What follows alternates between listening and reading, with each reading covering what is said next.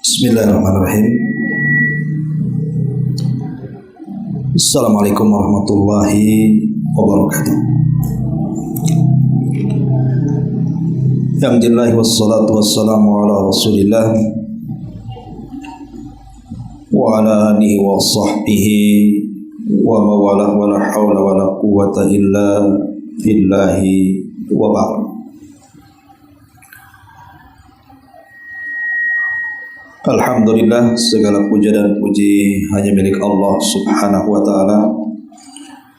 Salawat dan juga salam kita hadiahkan kepada Rasul kita Nabi besar Muhammad sallallahu alaihi wa ala alihi wasallam. Kita lanjutkan kajian kita, masih membahas kitab Bulughul Maram dan masih membahas bab Salatil Jum'ah.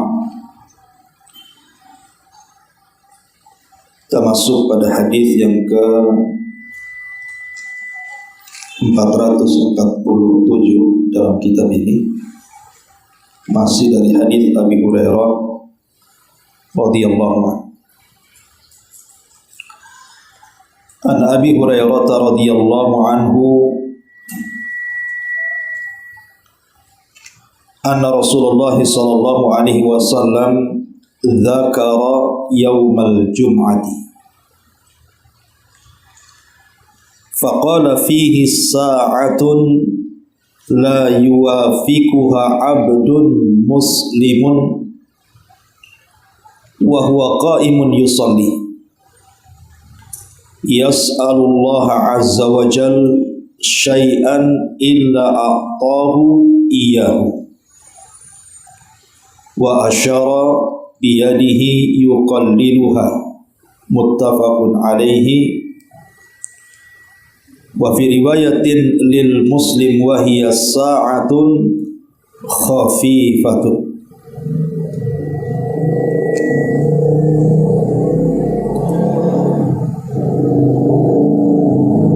Baik. Dari Abu Hurairah radhiyallahu anhu, Nabi sallallahu alaihi wasallam menyebutkan hari Jumat. Kemudian Nabi sallallahu alaihi wasallam bersabda, di hari Jumat itu ada satu waktu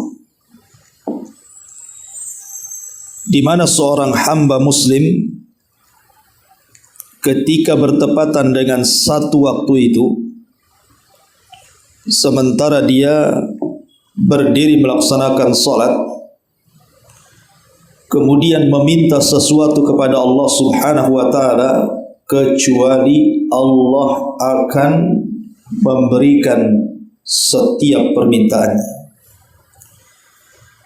Kemudian Nabi SAW mengisyaratkan dengan tangannya.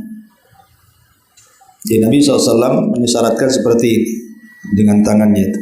Yuqallilu, artinya seperti ini. Dan dalam riwayat Muslim, dan dia adalah satu waktu yang sangat singkat. Kemudian hadis yang selanjutnya, an Abi Burdah an abihi qala sami'tu Rasulullah sallallahu alaihi wasallam yaqul hiya ma baina an yajlisal imamu ila an yuqda as-salatu. Rawahu Muslim wa rajjaha ad-Daruqutni annahu min qauli Abi Burdah. Dalam riwayat Abi Burdah dari bapaknya radhiyallahu anhu, dia mengatakan, aku mendengar Nabi sallallahu alaihi wasallam bersabda, waktu itu adalah antara duduknya imam, maksudnya khatib, sampai selesai salat Jumat. Hadis ini dikeluarkan Imam Muslim, tapi Imam Daruqutni menguatkan bahwa ini bukan perkataan Nabi, tetapi perkataan Abi Burdah radhiyallahu anhu. Wa fi hadis Abdullah bin Salam inda Ibnu Majah, dan dalam hadis Abdullah bin Salam yang dikeluarkan Ibnu Majah, Wa Jabirin inda Abi Daud wa Nasa'i, dan juga riwayat Jabir yang dikeluarkan Abi Daud, An-Nasa'i dan juga An-Nasa'i, annaha ma baina salatil asri ila ghurubi syamsi. Maksudnya waktu yang mustajab itu adalah setelah solat asar sampai terbenam matahari. Baik, ini feedback ini terlalu dekat apa ya?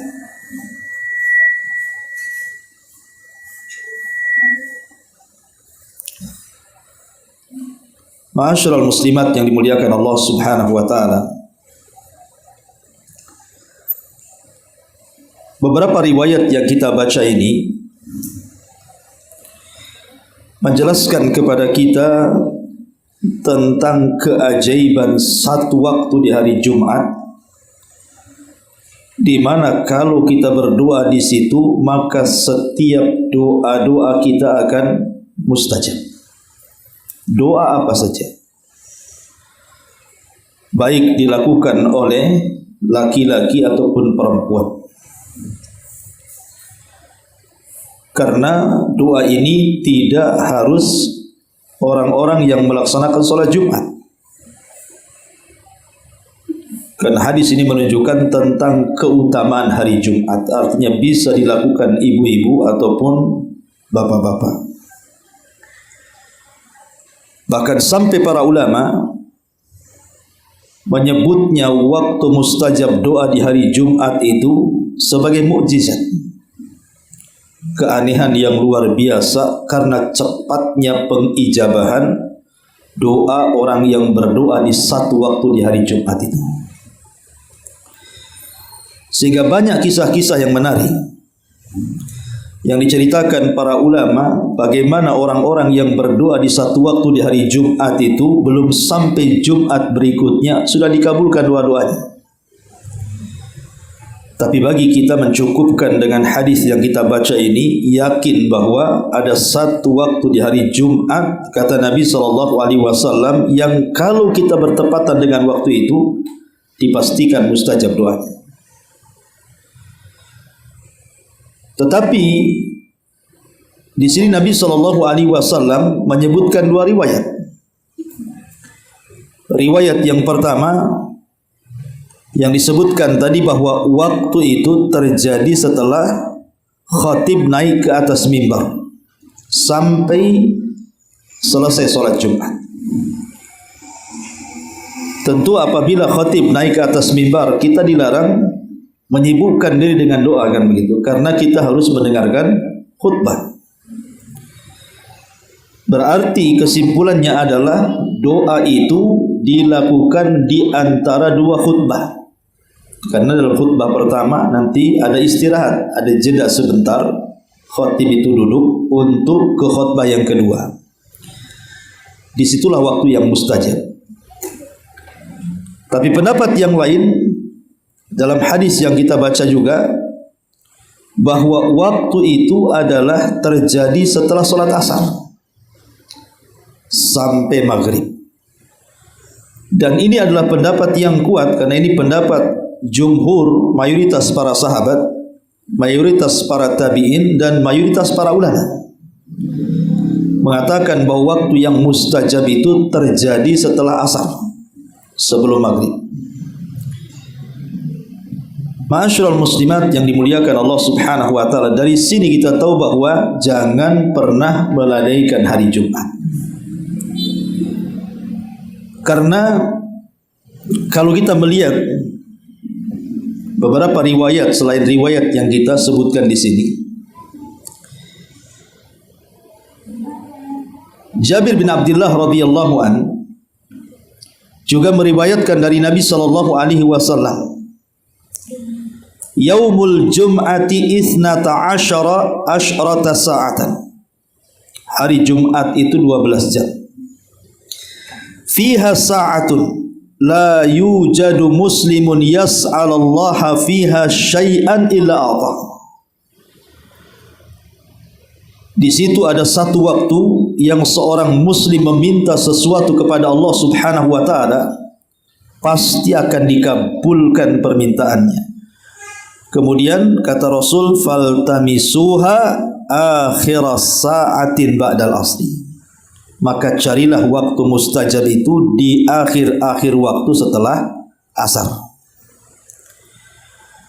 Kemudian juga hadis yang lain dari Abi Salamah Ibn Abdurrahman, anna nasan min ashabi Rasulillah sallallahu alaihi wasallam ijtama'u. Ada sebagian para sahabat di zaman Rasul berkumpul. Fatadzakarus sa'ata. Mereka pun saling membicarakan soal hari kiamat. Fatadzakarus sa'ata allati fi yaumil jum'ah. Mereka membicarakan soal satu waktu di hari Jumat.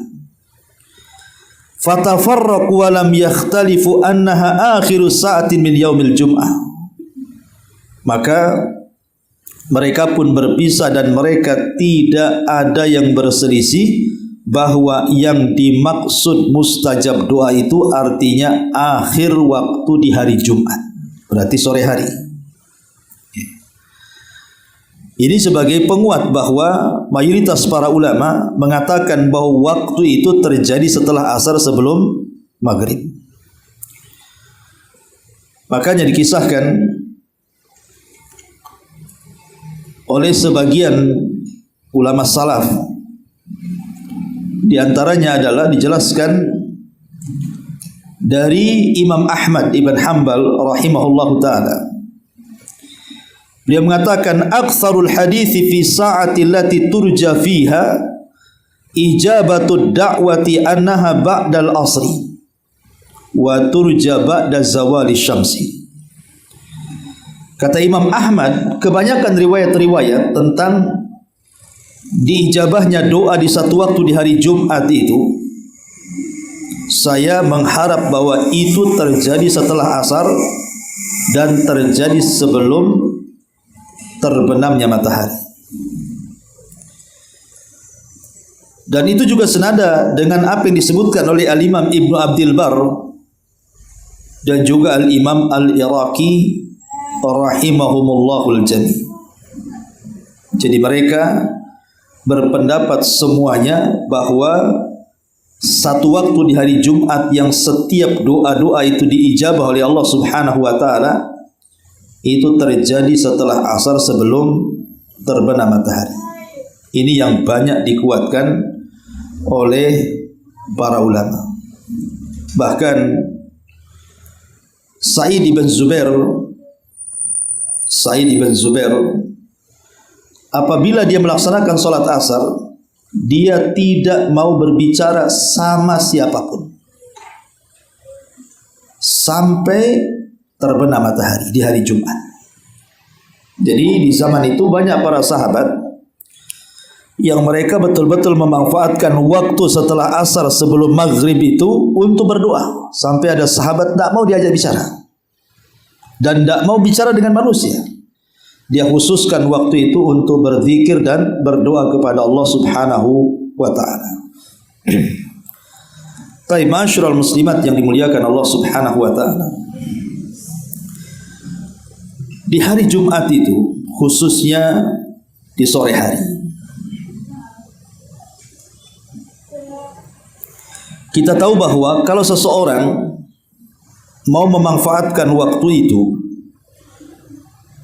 maka ibu akan mendapatkan keajaibannya. Begitu kata para ulama. Tentu bagi yang mau betul-betul memperhatikan waktu itu mulai daripada sholat asar sampai terbenam matahari. Karena gini Bu, saya, ibu atau siapapun pasti banyak masalah, tidak mungkin tidak ada masalah. Artinya siapapun pasti banyak masalah. Entah yang sakit ingin sembuh, mana itu, yang susah ekonomi ingin dimudahkan ekonominya, yang banyak persoalan dalam rumah tangganya ingin diselesaikan. Macam-macam lah orang masalah itu. Maka para ulama memberikan saran kepada kita, mintalah kepada Allah Subhanahu wa taala agar masalah-masalah kita itu diselesaikan. Kan Allah yang kasih masalah, Allah juga yang angkat masalah. Lah, waktu yang sangat ajaib ketika kita mengadukan masalah kita kepada Allah itu di hari Jumat ini. Kenapa coba di hari Jumat? Karena Jumat sendiri adalah Sayyidul Ayyam. Memang pemimpinnya hari-hari. Allah jadikan Jumat itu hari sakral kaum muslimin. Sebagaimana Allah jadikan Sabtu hari sakral bagi Yahudi dan Ahad itu hari sakralnya orang-orang Nasrani. Artinya kita berdoa di hari sakral, di hari di mana Allah telah memuliakan hari Jumat untuk kita kaum muslimin. Ditambah-tambah, ketika datang waktu asar, asar itu adalah solat pertemuan para malaikat. Kata Nabi SAW dalam hadis Abi Hurairah radhiyallahu anhu yang muttafaqun alaihi, disepakati Bukhari Muslim. Kata Nabi SAW, yata'aqabuna fikumul malaikatu, malaikatul laili wa malaikatul nahar, wa yajtami'una fi salatis subhi wa salatil asri. Thumma ya'rujul ladzina batu fikum fayas'aluhumullah wa huwa a'lam bihim kaifa taraktum ibadi fayaquluna taraknahum wa hum yusallun wa atainahum wa hum yusallun. Kata Nabi SAW, ada malaikat-malaikat itu yang ditugaskan Allah Subhanahu wa taala, di mana mereka ditugaskan untuk mencatat kebaikan di siang dan juga di malam hari. Dan pertemuan malaikat yang mencatat di malam hari dengan pertemuan malaikat yang mencatat di siang hari itu adalah pada solat subuh dan solat asar. Jadi solat asar itu pertemuan para malaikat yang mencatat amal. Jadi ketika malaikat siang ini turun di waktu subuh, kemudian mencatat amal apa saja yang kita lakukan dari kebaikan. Entah siang itu ibu baca Quran, berzikir, salat, silaturahim, sedekah, atau apa saja dicatat malaikat itu. Kemudian datang waktu salat asar, kita menegakkan salat asar, lah malaikat-malaikat itu naik ke langit. Di waktu yang sama, malaikat yang mencatat kebaikan di malam hari turun saat manusia sedang sholat asar. Jadi manusia sedang sholat asar itu, malaikat siang naik ke langit untuk melaporkan apa yang ia catat, malaikat malam turun bersamaan. Makanya kenapa sholat asar itu dapat dua catatan. Pertama dicatat oleh malaikat siang, yang kedua dicatat oleh malaikat malam. Dan disitulah pertemuannya. Makanya Rasul mengatakan wa yajtami'una fi salatis subhi wa salatil asri. Mereka berjumpa di salat subuh dan salat asar. Kemudian mereka pun naik dan melaporkan catatannya. Kemudian Allah bertanya kepada mereka, dan Allah sudah tahu, tapi Allah ingin bertanya saja, apa yang kalian tinggalkan? Sedang apa hamba-hambaku? Maka mereka mengatakan, kami meninggalkan mereka sedang sholat, dan kami datang pun mereka sedang sholat. Artinya kami meninggalkan mereka sedang sholat asar, dan kami mendatangi mereka sedang sholat subuh. Itu asarnya itu sendiri. Bahkan sholat asar itu akan berbeda dengan sholat-sholat yang lainnya. Karena Allah Subhanahu wa taala ketika berfirman, hafidhu ala salawati was salati al-wusta, jaga oleh kalian 5 waktu salat kecuali salat wusta. Jumhurul ulama mufassirin mengatakan yang dimaksud salat wusta itu salat asar. Alasannya berdasarkan nas. Nabi yang bicara soal itu ketika perang Khandaq. Ketika Nabi SAW menjaga parit, Rasul tidak sempat sholat asar karena kalau parit ditinggalkan musuh masuk. Sehingga Rasul akhirnya tetap menjaga parit sampai waktu maghrib. Dia belum sholat asar. Baru kemudian Rasul sholat asar di waktu maghrib. Maka Rasul marah dan mengatakan, semoga Allah memasukkan api ke dalam kuburan dan rumah-rumah mereka karena mereka sudah mengakhirkan aku dari salat wusta. Berarti yang mengatakan asar wusta itu adalah Nabi. Makanya jumhur ahli tafsir mengatakan ayat Al-Quran yang mengatakan jaga oleh kalian 5 waktu salat, terutama salat wusta, maksudnya salat asar. Dari sini kita tahu bahwa salat asar itu penentu semua salat. Makanya wajar kalau Rasulullah SAW dengan tegas dan keras mengatakan, man taraka salatal asri faqad habita amaluhu. Siapa yang meninggalkan salat asar, dalam riwayat secara sengaja, maka habis amalannya. Hanya semata-mata meninggalkan salat asar secara sengaja, habis amalan kita. Bahkan dalam riwayat Nabi SAW mengatakan, barang siapa yang meninggalkan salat asar, maka dia telah kehilangan harta dan keluarganya. Faqad watara ahlahu wa malah.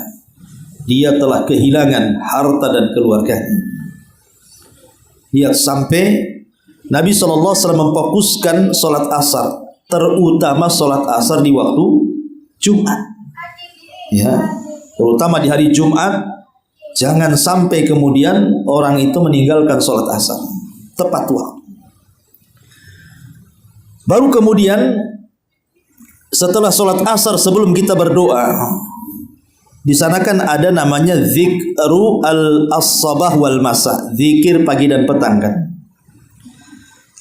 Maka cobalah baca dulu zikir itu. Memang ada yang berpendapat seperti Syekh bin Baz mengatakan zikir petang itu bisa dilakukan setelah asar dan bisa dilakukan setelah maghrib. Jadi kalau seandainya tidak sempat setelah asar, maka boleh dibaca setelah maghrib sampai isya. Jadi waktunya agak panjang. Tapi sebaiknya baca setelah asar. Karena itu waktu mustajab doa masalahnya. Dan pada zikir petang itu kan banyak doa-doa di situ tuh. Maka sebaiknya baca setelah asar sampai maghrib. Ya. Baru setelah itu ibu memperbanyak sholawat. Karena sholawat di hari Jumat itu nilainya berbeda dengan sholawat di hari-hari yang lainnya.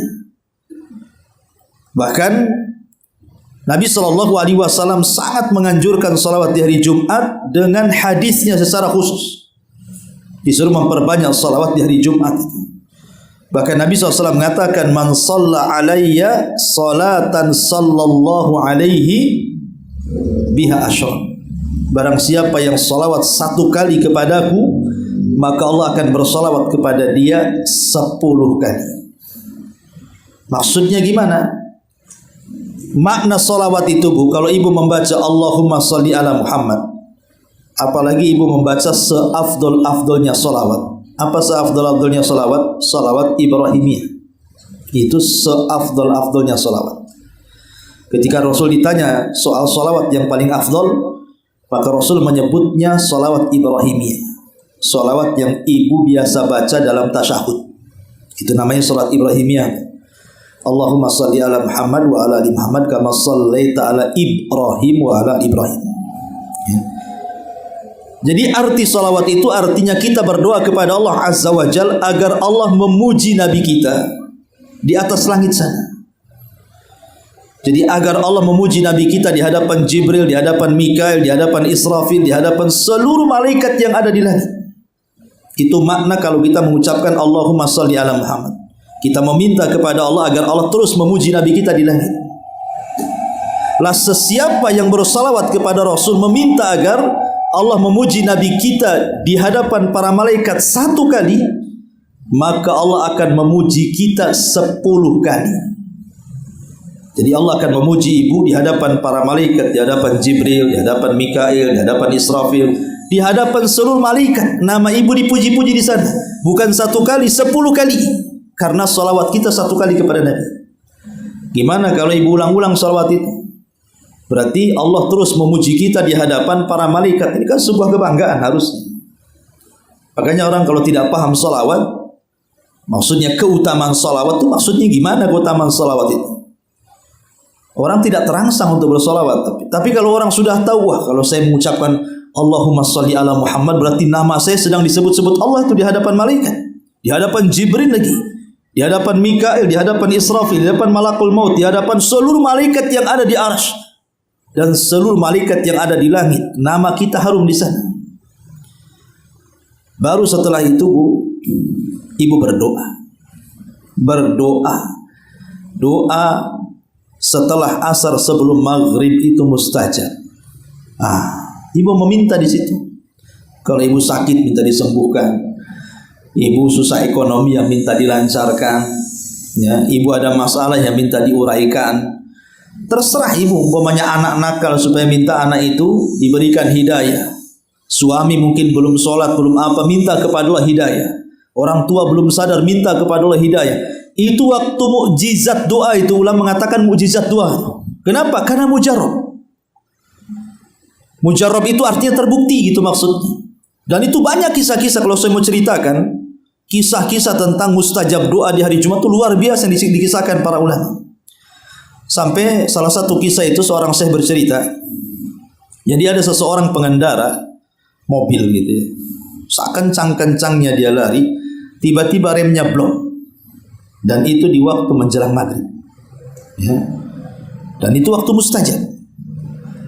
Jadi dia teringat bahwa Nabi SAW mengatakan bahwa di hari Jumat, karena ketepatan kejadian itu di hari Jumat, bahwa di hari Jumat itu ada satu waktu yang bertepatan kalau dia berdoa dengan waktu mustajab doa, pasti Allah kabulkan. Jadi terlintaslah dia hadis itu, langsung dia berdoa kepada Allah agar minta diselamatkan. Subhanallah, betul-betul mobil itu tabrakan, hancur, hampir 99% remuk mobil itu. Harusnya orang itu mati karena melihat kondisi mobil, tapi Allah Subhanahu wa taala selamatkan nyawanya.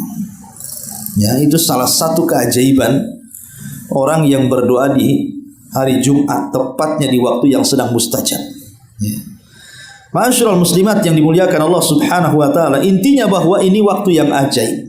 Jangan pernah meninggalkan doa di hari Jumat. Tentu yang namanya doa itu kan juga harus ada sebab-sebab ijabahnya juga, bukan hanya sekedar berdoa kan begitu ya. Ada namanya asbab al-istijab ad-doa namanya. Kalau ada orang yang mengatakan, Ustaz saya sudah berdoa loh setiap asar sebelum maghrib, kok sampai hari ini kok belum dikabulkan ya? Katanya ulama mengatakan itu waktu mukjizat. Ada 4 perkara yang ibu harus paham. Pertama, boleh jadi Allah Subhanahu wa taala belum mau mengijabah doa kita karena kita bukan termasuk orang-orang yang layak untuk dijabah doa. Disebabkan karena tidak mengambil sebab-sebab pengijabah doa. Masih kurang syaratnya, gitu maksudnya. Karena kurang syaratnya itulah akhirnya Allah tidak kabulkan. Yang kedua, tenang. Allah itu mendengar doa kita, tidak mungkin tidak mendengar. Allah itu sami, mendengar, maha mendengar, dan sifatnya mendengar doa-doa kita. Allah itu mendengar dan akan mengijabah doa kita lambat ataupun cepat. Pasti dikabulkan oleh Allah Subhanahu wa taala. Yang jelas jangan kita mengeluarkan kalimat istijal. Kalimat istijal itu kenapa dan kenapa. Kenapa saya sudah berdoa kok tidak dikabulkan? Kenapa saya sudah berdoa kok dikabulkan? Jangan ucapkan kalimat itu. Justru ucapan itulah yang menghalangi doa dikabulkan. Kemudian yang ketiga, boleh jadi bukan berarti Allah tidak mengijabahi doa kita. Sebenarnya Allah sudah ijabah doa kita, tetapi Allah kabulkan di luar permintaan kita. Kita minta lain, pengabulannya lain. Kita minta rumah, tetapi pengabulannya kita pula kemudian dihindarkan dari bahaya. Bisa saja seperti itu. Atau boleh jadi Allah Subhanahu wa taala belum mengijabah kita itu karena sebuah kemaslahatan. Sebab kalau seandainya dia miskin tiba-tiba dikayakan mendadak, bisa kufur dia. Ataupun mungkin kalau dia sedang sakit dicepatkan segera, mungkin bisa saja melampaui batas, kembali kepada kemaksiatannya kan gitu. Maka itu kemaslahatan kita. Kenapa Allah lambatkan pengabulannya? Untuk kemaslahatan kita. Boleh jadi kita belum siap. Betapa banyak orang yang miskin jadi kaya akhirnya melampaui batas. Berapa banyak orang sakit disembuhkan akhirnya maksiat lagi. Sengaja ada maslahat yang baik untuk kita, ambil hikmah di balik itu. Ataupun yang terakhir, boleh jadi sebenarnya Allah kabulkan tapi tidak di dunia, di akhirat, untuk meningkatkan kita di sorga. Tingkatan-tingkatannya nanti Allah akan tinggikan lagi di sorga. Tetapi yang jelas bahwa dalam doa itu yang harus ibu lakukan yang pertama kali, harus ada keyakinan. Kalau tidak yakin percuma. Berdoa itu tuh apa kalau nggak yakin? Jadi ibu berdoa di hari Jumat itu sebelum maghrib, setelah asar itu harus ada keyakinan itu waktu mustajab. Makanya dalam bentuk keyakinan itu seperti apa? Ulama mengatakan, coba ibu luangkan waktu 1 jam sajalah dari asar ke maghrib itu. Luangkan waktu. Hindarkan perkara-perkara yang melalaikan. Sudah, jangan pegang handphone, tinggalkan handphone. Jangan nonton TV, tinggalkan TV. Jangan membaca koran, majalah atau yang semacam, tinggalkan itu semuanya. Pokoknya betul-betul hal-hal yang akan melalaikan itu dalam 1 jam itu fokuslah. Jangan ada hal-hal yang melalaikan. Tidak megang handphone, tidak nonton, tidak ini, tidak itu. Pokoknya murni memang ibu niat memang 1 jam itu tidak boleh ada yang mengganggu. Masuk ke tempat musola ibu dalam rumah, duduk di sajadah ibu, mulailah ibu berdoa di situ. Itu menunjukkan kalau ibu itu yakin itu waktu mustajab. Dan tidak harus juga berdoa itu di rumah, di mana saja. Ya, di jalan di mana saja, asal fokus. Tapi maksudnya untuk menunjukkan bahwa waktu itu adalah waktu yang sangat mustajab doa dan kita yakin, bentuk keyakinannya itulah kita menghilangkan semua yang melalaikan tadi. Jadi ketika kita menghilangkan yang melalaikan tadi, itulah bentuk yakinnya kalau doa itu adalah mustajab. Tapi kalau nggak begitu, ya ibu nggak yakin kalau begitu. Ya, jadi dalam 1 jam itu udah tinggalkan semuanya. Kan berdoa tidak harus 1 jam juga. Bisa saja 10 menit, bisa saja 15 menit. Yang jelas setelah asar ke maghrib lah itu kan, atau lebih tepatnya mendekati waktu maghrib lah, 1 jam mendekati waktu maghrib, jam 5 sampai jam 6 lah kalau kita buat jam itu mustajabnya doa di situ di hari Jumat itu. Baru setelah kemudian ibu yakin dengan cara menghilangkan semua yang melalaikan, disitulah ibu merengek seperti anak kecil meminta sesuatu kepada kita. Coba bu, kalau ada anak minta sesuatu kepada kita kan, sampai nangis-nangis, guling-guling, rengek-rengek, lama-lama kita jengkel pun kasihan juga akhirnya. Itu kepada sesama makhluk tuh. Walillahil matsalul a'la. Maka permisalan Allah Subhanahu wa taala tentu lebih berhak lagi, lebih tinggi lagi. Dan jangan pernah bosan. Jangan pernah bosan untuk terus-terusan berdoa di Jumat itu, karena Allah tidak akan bosan dengan kita. Kita yang bosan dengan Allah. Ya. Kemudian juga adanya tadar wal inkisar. Bukan hanya merengek seperti itu. Maksudnya betul-betul posisi ibu itu sebagai hamba sedang berhadapan dengan tuannya, Allah Subhanahu wa taala. Artinya berdoalah dalam kondisi kita itu betul-betul seolah-olah kita ini berhajat kepada Allah, tidak menyombongkan diri. Kemudian juga penuh keikhlasan. Yang jelas di dalamnya tidak ada doa yang mengandung unsur dosa ataupun memutus silaturahim. Tidak boleh. Kalau itu sudah tidak boleh lagi. Karena kalau doa ada unsur dosa itu bukan doa maksiat nanti jatuhnya. Ya. Betul-betul murni doa itu bukan dalam rangka ada unsur dosa ataupun memutus silaturahim, tidak. Pamannya Allah Subhanahu wa taala takdirkan ibu punya usaha disaingi oleh orang lain, akhirnya usaha ibu jadi sepi. Sepinya usaha ibu itu sebenarnya bukan karena saingan, karena rezeki orang itu kan sudah masing-masing. Cuman terkadang setan memberikan was-was kepada kita, akhirnya menanamkan sifat hasan, seolah-olah dia yang menyaingi rezeki kita kan. Maka harusnya ketika itu kita berdoa kepada Allah, alhamdulillah Allah memberikan rezeki kepada saudara kita sebelah. Tapi ya Allah berikan rezeki kepada saya yang jauh lebih baik dibandingkan dia. Gitu maksud. Kan gitu doanya harusnya. Ya Allah, saya berterima kasih Engkau sudah memberikan rezeki kepada sebelah saya. Tapi ya Allah berikan rezeki yang sama yang jauh lebih baik dibandingkan dia kepadaku. Harusnya begitu. Itu menghilangkan hasad namanya. Doa seperti itu, ya, terutama di waktu-waktu yang sangat-sangat mustajab di hari Jumat. Dan kalau memang ibu sangat berhajat sekali karena mungkin tadi sakit sudah lama ingin sembuh, ekonomi sudah lama sulit ingin Allah mudahkan, maka cobalah ibu menggunakan cara tawasul dengan amal soleh. Ya, mungkin ibu bisa ngomong dengan Allah, ya Allah, dulu aku pernah sholat malam sendirian.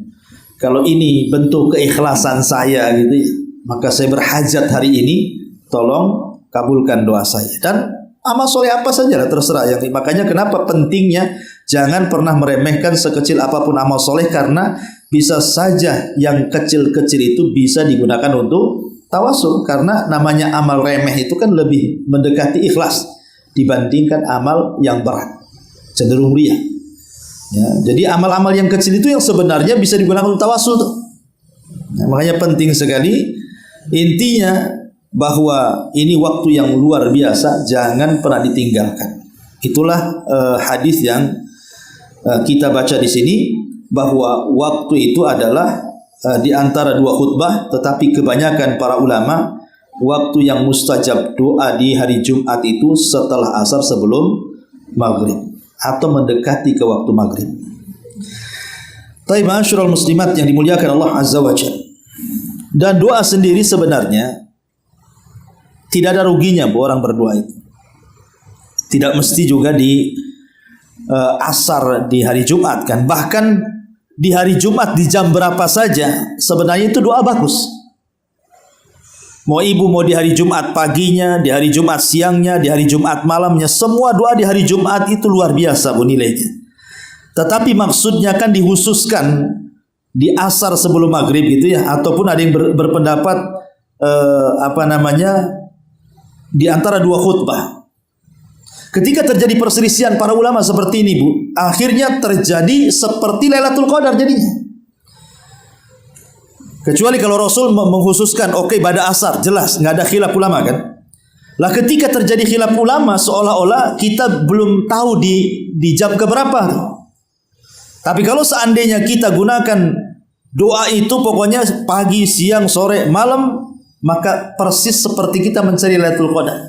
Kalau kita hidupkan nih, mulai dari tanggal 20 malam Ramadan sampai selesai bulan Ramadan, dipastikan kita dapat Lailatul Qadar. Begitu juga doa di hari Jumat. Tetapi tentu dari semua waktu di hari Jumat itu waktu yang mendekati mendekati ijabah doa menurut pendapat mayoritas para ulama adalah setelah asar sebelum maghrib atau di antara dua khutbah. Ya. Adapun secara umum ya, keutamaan doa sendiri saya akan sebutkan secara singkat 10 perkara. Satu, bahwa berdoa itu dalam rangka mentaati Allah dan Rasul. Allah yang merintahkan kita berdoa, Rasul yang merintahkan kita berdoa kepada Allah. Idza sa'alta fas'alillah wa idza sta'anta fasta'in billah. Yang kedua, doa itu ibadah. Walaupun tidak dikabulkan enggak masalah, kan dapat pahala kita. Ya. Tapi tidak mungkin Allah tidak mengabulkan doa kita. Yang ketiga, doa sendiri adalah sesuatu yang sangat mulia. Dari semua ibadah yang Allah perintahkan, tidak ada ibadah yang lebih mulia dibandingkan doa. Karena Rasul yang mengatakan laisa syai'un akram indallahi minad doa. Tidak ada sesuatu yang lebih mulia di sisi Allah melebihi doa. Yang keempat, doa sendiri adalah sebab mencegah murkanya Allah. Karena Rasul mengatakan man lam yas'alillah yaghdab alaihi, siapa yang tidak meminta kepada Allah, Allah akan murka kepadanya. Berarti orang yang terus berdoa menghilangkan murkanya Allah. Karena Allah kalau sudah murka bu, ibu dibuatnya sakit, ibu dibuatnya susah, ibu dibuatnya sempit, kan begitu. Kemudian yang nomor 5, doa sendiri adalah selamat dari al-ajzi wal kasal. Orang yang berdoa itu hakikatnya menghindarkan diri dari sifat lemah dan malas. Karena Rasul yang mengatakan selemah-lemah manusia adalah orang yang lemah dari doa. Dan sebakhil-bakhilnya manusia adalah orang yang bakhil mengucapkan salam. Kemudian yang nomor 6, doa sendiri bisa mencegah bala. Ada perkataan Imam Ibnu Qayyim mengatakan, "Wad-du'a'u min anfa'il adwiyati." Doa itu seutama-utama mendatangkan obat. Wa huwa aduwwul bala. Dan dia adalah musuhnya musibah. Dengan doa yadfa'uhu bisa mencegah musibah. Wa yu'alijuhu bisa mengobati musibah. Wa yamna'u nuzulihi dan bisa mencegah nuzuluhu datangnya musibah. Wa yarfa'uhu dan mengangkat musibah. Au yukhafifu bahkan meringankan musibah apabila sudah turun. Dan dia adalah senjata seorang mukmin. Bayangkan, doa ini mencegah musibah sebelum, sedang, dan telah, kan itu. Sebelum datang bisa dicegah. Ketika dapat musibah bisa diangkat. Setelah musibah maka akan dijauhkan.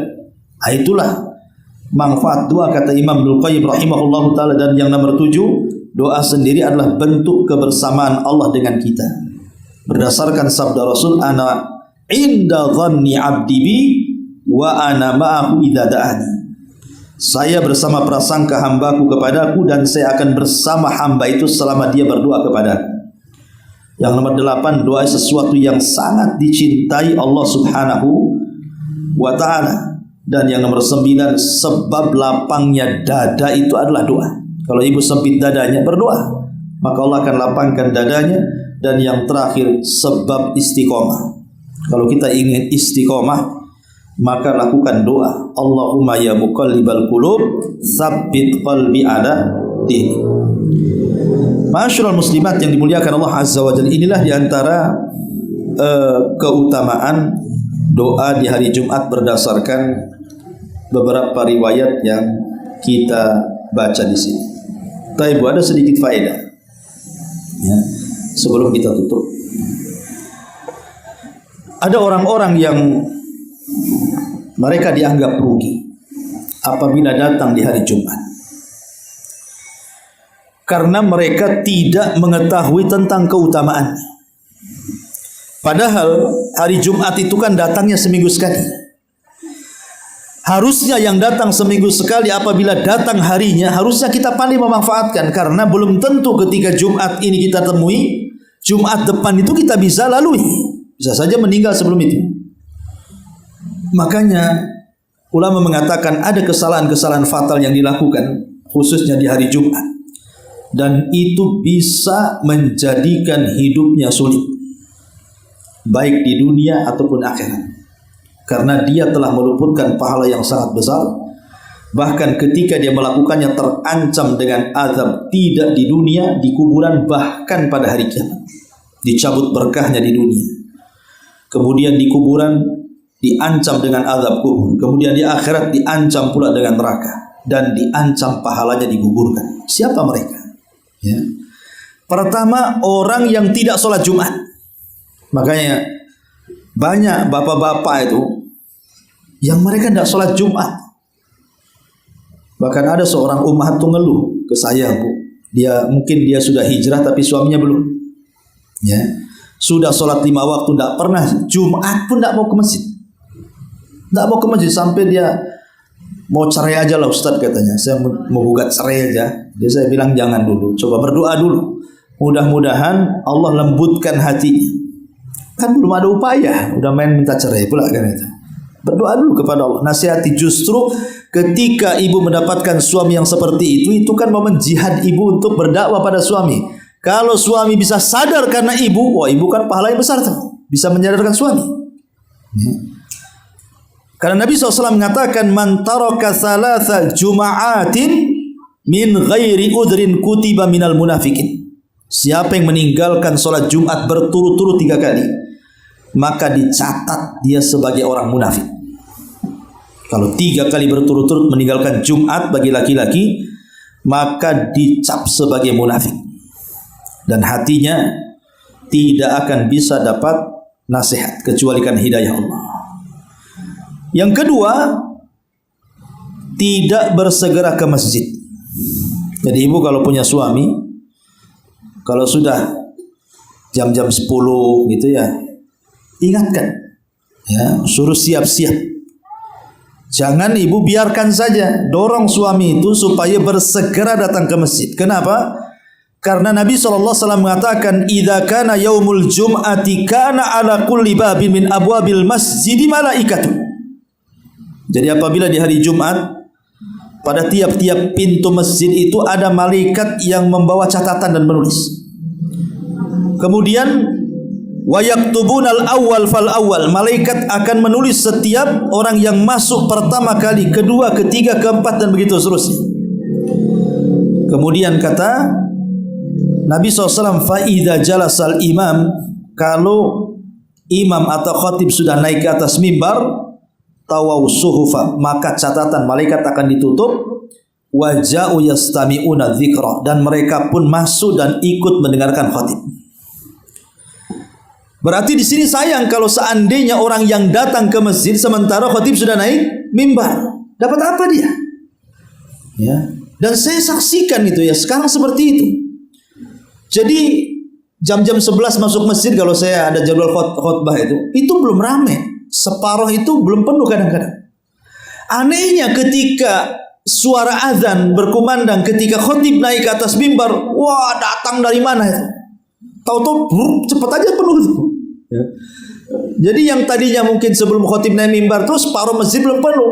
Setelah azan saya naik ke atas mimbar, baru dari mana-mana datang tuh. Sebentar aja penuh tuh masjid itu. Buat apa Anda datang ke masjid? Saya menggugurkan sholat Jumat saja. Karena malaikat sudah menutup pintunya, suhufnya itu. Catatannya sudah nggak ada lagi. Malaikatnya sudah duduk mendengarkan. Padahal Rasul mengatakan siapa yang saf pertama mendapatkan pahala seperti berkorban seekor unta, saf kedua seperti berkorban seekor sapi, saf ketiga seperti berkorban seekor kambing, saf keempat seperti berkorban dengan seekor ayam, kelima telur ayam. Sudahlah, setelah itu tidak ada lagi, sampai di telurnya saja lah. Ya. Kan rugi kalau seandainya seseorang luput sampai datang di Jumat itu telat. Ya. Kemudian yang ketiga, yang parah juga nih, dia datang awal-awal. Ya. Bagus dia seperti mendapatkan seekor unta gitu ya. Atau mungkin di saf kedua atau ketiga. Tapi terkadang dia tidak punya adab ketika mendengarkan khutbah. Dia ngomong pula sama yang sebelahnya. Niatnya bagus.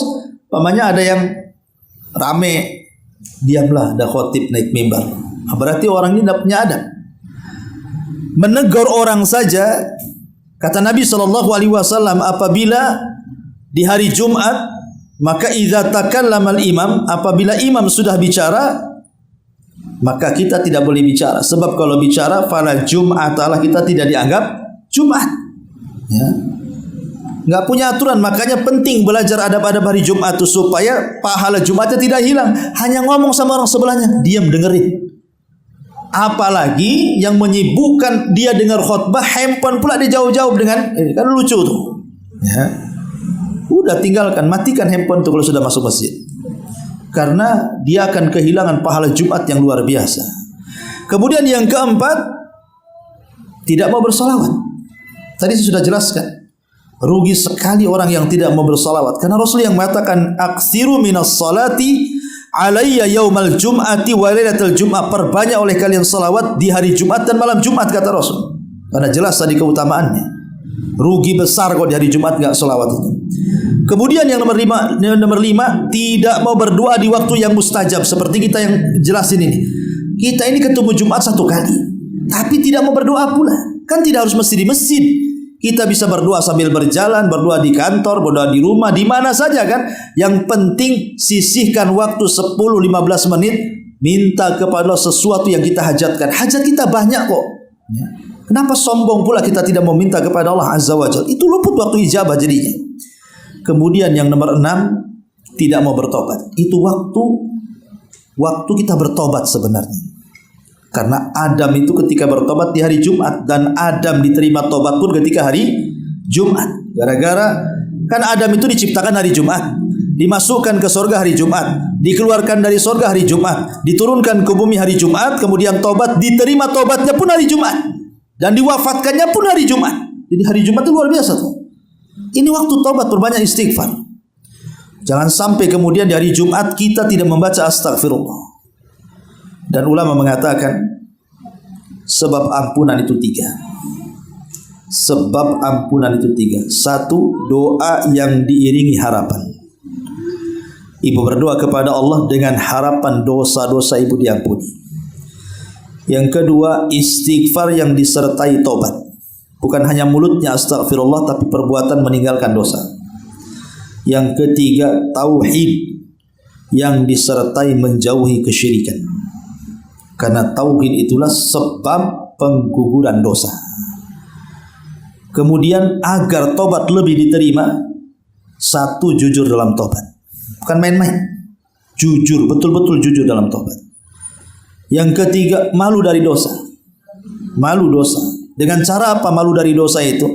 Dengan cara mengingat dosa-dosa yang kita lakukan. Kemudian juga mengingat kasih sayang Allah, bahwa Allah telah menutupi dosa kita dari manusia. Jadi malu kepada Allah itu artinya kita malu dari dosa-dosa yang kita lakukan. Kemudian ingat kasih sayang Allah, bahwa banyak dosa yang kita lakukan Allah tidak bongkar aib kita kepada manusia. Kemudian yang ketiga, meminta kepada Allah agar hati kita bisa berubah. Karena kalau hati kita tidak bisa berubah, walaupun kita baca istighfar 1000 kali pun tetap kita ahli maksiat. Hanya hati yang dirubah Allah lah, dia akan menjadi hamba yang bertobat kepada Allah Azza wa Jalla. Kemudian yang nomor 7, jangan meninggalkan sholat subuh di hari Jumat. Sholat subuh di hari-hari yang lain tetap tidak boleh ditinggalkan. Tapi khusus di hari Jumat ini ada istimewa. Ada keistimewaan khusus. Karena Nabi SAW yang mengatakan, afdolus salawati indallah salat subhi yaumal jum'ati fi jama'atin. Seafdol-afdolnya salat di sisi Allah adalah salat Jumat, salat subuh di hari Jumat dan berjamaah. Bagi laki-laki, kalau perempuan kan di rumah. Tapi kalau perempuan ingin ke masjid tidak masalah. Karena sahabiah di zaman Rasul tidak ternukilkan riwayat mereka masuk ke masjid dan berjam bersama Rasul kecuali di hari di salat subuh. Jadi salat subuh itu sahabiah mereka datang ke masjid. Ya. Dan yang terakhir, tentunya jangan pernah menyibukkan jual beli ketika khatib naik ke atas mimbar.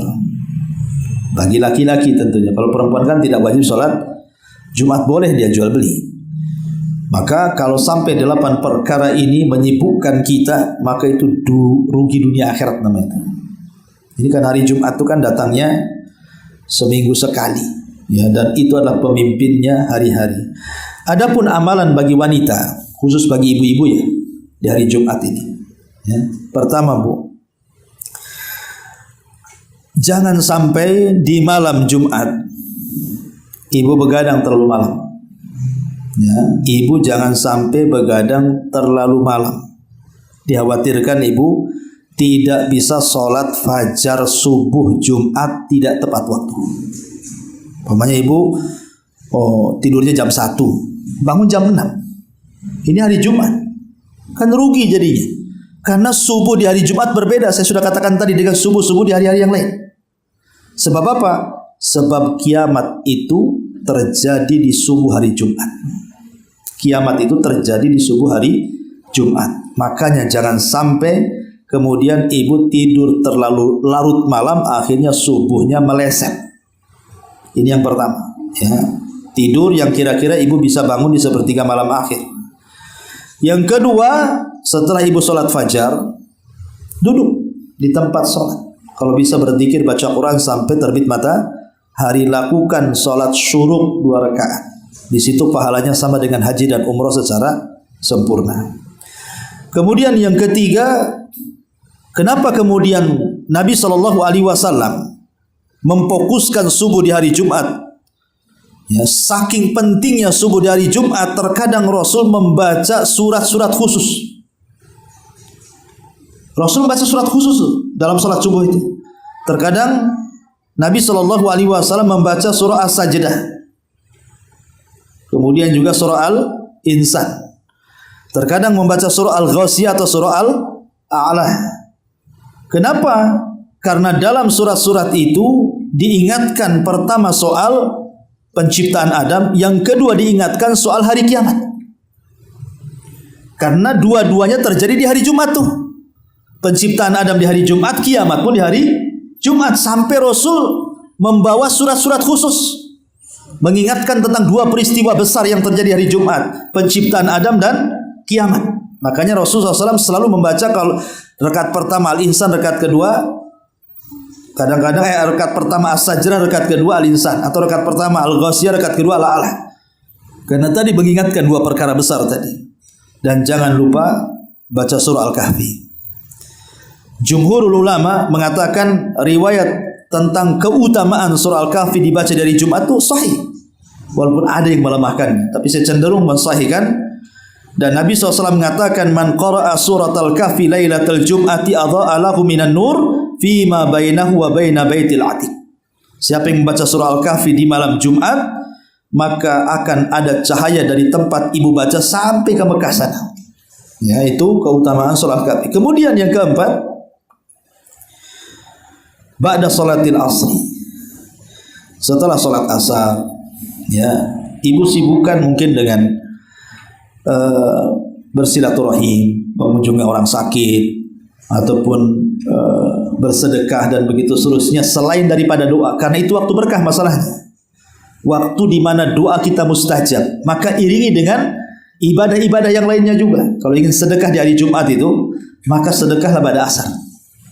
Ya, sedekahlah pada asar, atau silaturahim pada asar, atau melakukan amalan pada asar, karena itu waktu yang berkah. Kemudian yang nomor 5, sebelum maghrib jangan lupa berdoa. Tadi saya sudah jelaskan, ya, untuk ibu-ibu. Kemudian setelah sholat maghrib, setelah sholat maghrib di malam Jumat itu, berusaha ibu kumpul dengan keluarga. Ya, disitulah ibu bisa berdakwah, nasihati anak-anak, gitu ya. Kemudian berdiskusi dengan suami dan begitu seterusnya. Ini diantara adab-adab bagi wanita di hari Jumat. Tetapi bagi yang memang diantara ibu yang ingin sholat Jumat tidak dilarang sebenarnya. Kalau ibu ingin ke masjid sholat Jumat bersama laki-laki tidak dilarang, tetapi harus mengikuti adab-adabnya. Sama dengan laki-laki. Pertama, bagi perempuan kalau ingin sholat Jumat, ya berpagi-pagi seperti laki-laki juga. Datang ke masjid, jangan udah naik khotib ibu datang pula. Kemudian yang kedua, ibu juga melaksanakan rakaat mutlak di masjid sampai khotib naik mimbar. Ya. Kemudian yang ketiga, kalau memang belum membaca surah Al-Kahfi, bacalah di masjid sambil khotib naik mimbar kan. Kemudian juga ibu bisa melaksanakan salat sunnah. Salat sunnah di hari Jumat setelah sholat Jumat, 4 rakaat kalau di masjid, 2 rakaat kalau di rumah gitu. Kemudian ketika ibu hadir di masjid, maka perhatikan adab-adab seorang wanita apabila keluar rumah. Tidak menggunakan pakaian syuhrah yang memfitnah orang, tidak menggunakan wangi-wangian dan begitu seterusnya. Ya, termasuk juga apabila selesai sholat Jumat sebaiknya ibu cepat panik pulang sebelum bapak-bapak keluar, ibu sudah balik dulu. Supaya jangan ada ikhtilat di jalan. Ya, dan bisa pulang ke rumah mempersiapkan mungkin makan untuk keluarga dan begitu seterusnya. Nah, ini diantara juga ada yang berkaitan dengan para wanita. Wallahu a'lam. Taib, sampai di sini kita buka tanya jawab saja. Silakan.